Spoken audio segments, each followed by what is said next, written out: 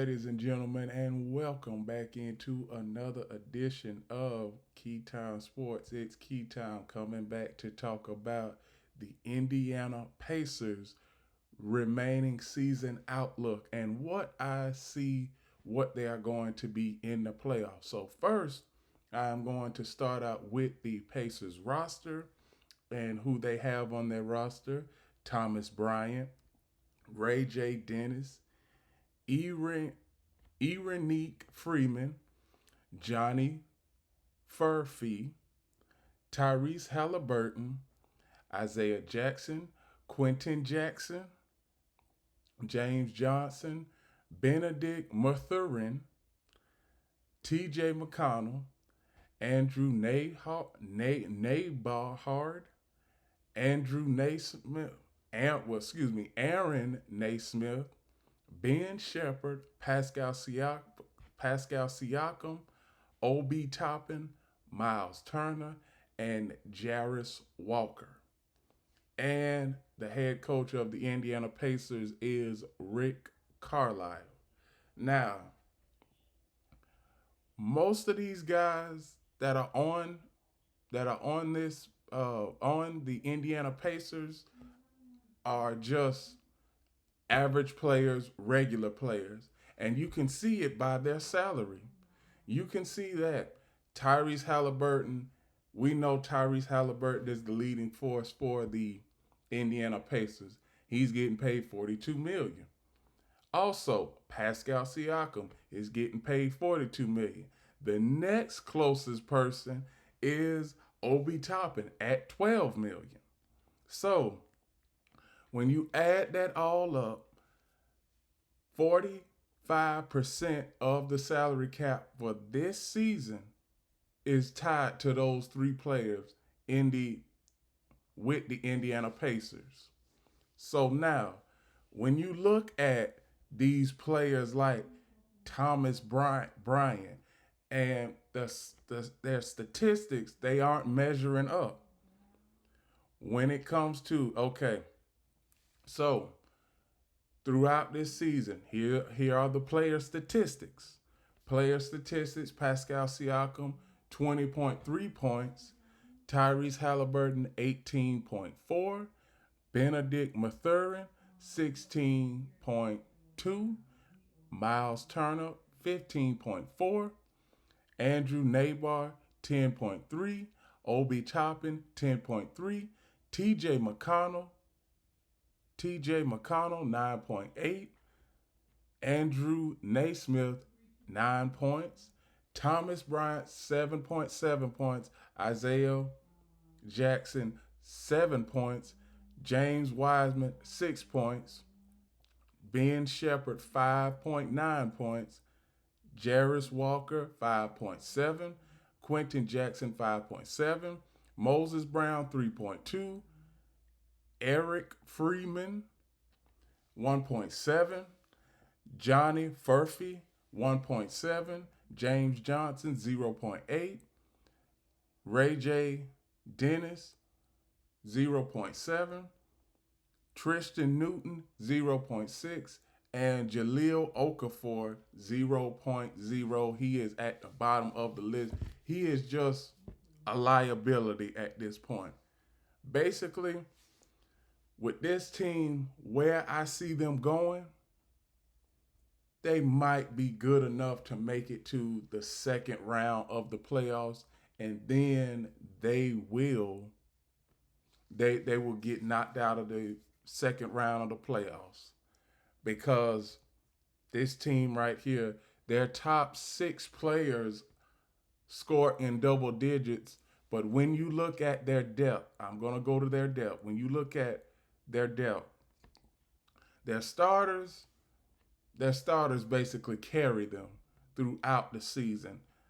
All of the starters, their starting lineup averages 65 points per game. Their second lineup averages 35 points per game. And then their third, fourth, and fifth lineup, it's pretty much it's pretty much inconsistent to say the least.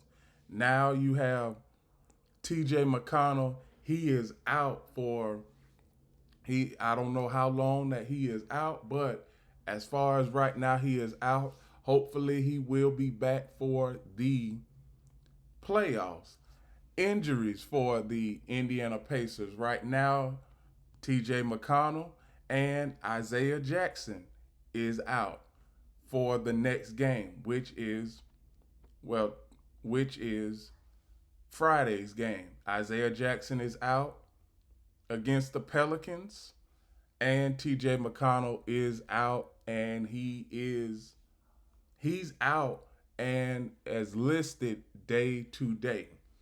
So now, when we look at the remaining schedule of the Indiana Pacers, well, excuse me, wait, I'm getting a little bit too far ahead of myself.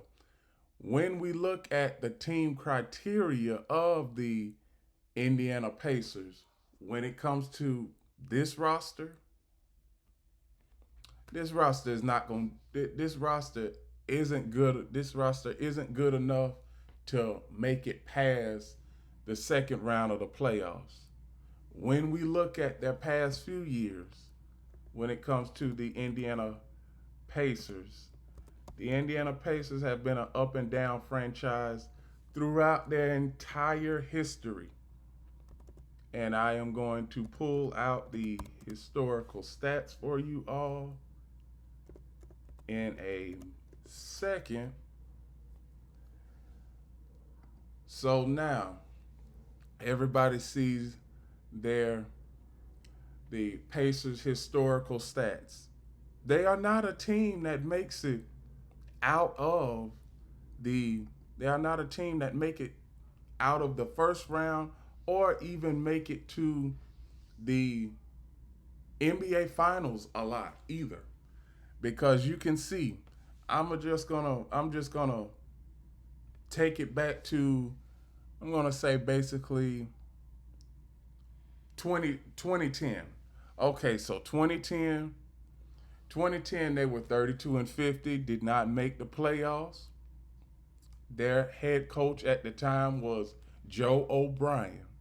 Then 2011, they made the playoffs by virtue of the 8th seed and lost in the first round.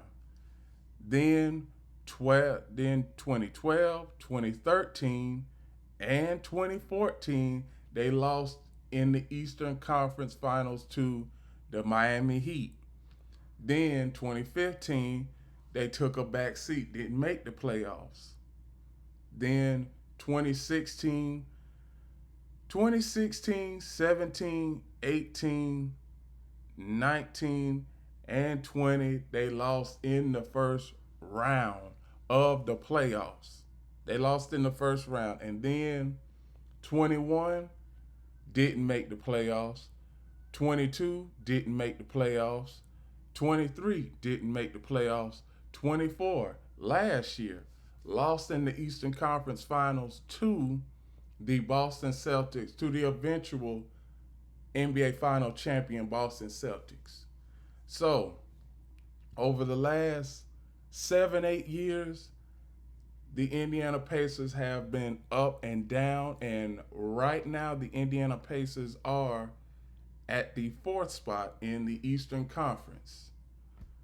Ladies and gentlemen, Indiana Pacers are a slightly above average team. Now, let me tell you, their offense is one of the top in the NBA. You can see it right here. They average 115 points per game.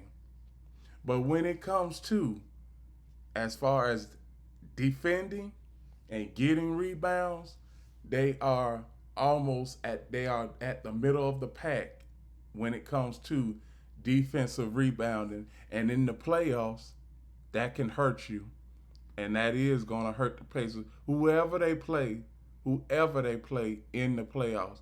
And right now, they would be playing the Milwaukee Bucks, and they beat the Milwaukee Bucks last year. So, from what I see with the Indiana Pacers and their remaining schedule, Their remaining schedule, let's see how many tough games they have remaining on their schedule. Now, tomorrow they face the Miami Heat.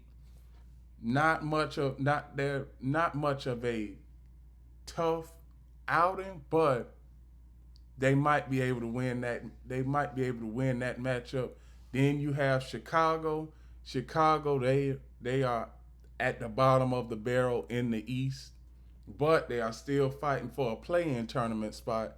Then you have Houston, and we know how Houston is, led by Jalen Green. They are a fine-tuned scoring machine in Houston.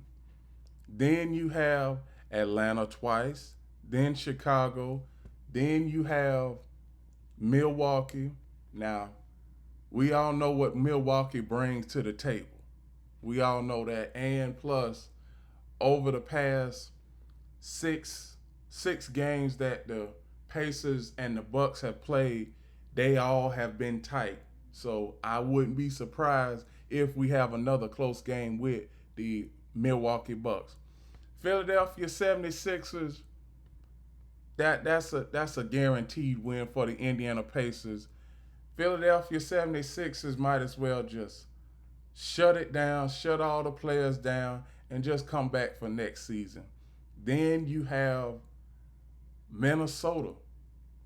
You have Minnesota, one of the top West teams in the West, and even though the Minnesota Timberwolves are number 7th in the West currently right now, Minnesota, they can still give anybody a run for their money. Dallas, we have to see what Dallas looks like when Anthony Davis comes back. Then you have Brooklyn. Like I said, Minnesota again on the 24th. Then the Los Angeles Lakers. That'll be a tough game. Then you have Oklahoma City on March the 29th, which is going to be a tough game. Sacramento, you might have a tough game there, but Sacramento is an average team to me. And then the Pacers, they close out the season playing Cleveland twice in 4 days, and they play Orlando on April the 11th. So, what do I see? How many games the Pacers are going to finish out the season with? I can see them winning out of their remaining 27, 28 games. I could see them winning about 14 or 15. Now, like I said, over their past 5 games, they've won 4 out of their last 5. The loss was against Denver.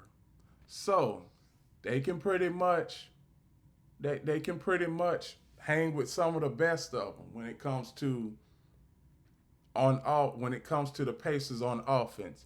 Defensively, that's where they are going to that's where their Achilles heel is.